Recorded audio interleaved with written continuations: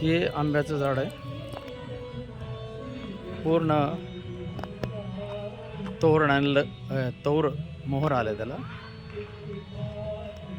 रखडलेलं आहे म्हणजे लकडलेलं आहे. तोरणे लकडलेलं आहे.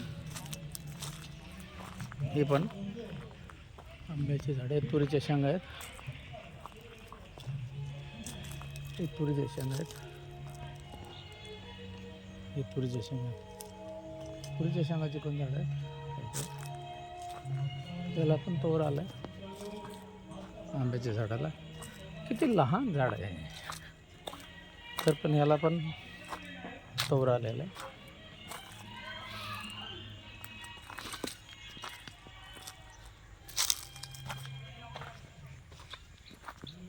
हे पेरूचं झाड आहे.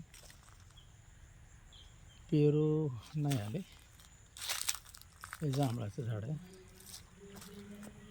आणि हे करवंदाचे झाड आहेत. करवंद, कढीपत्ता, तुरी हे सगळे झाड आहेत.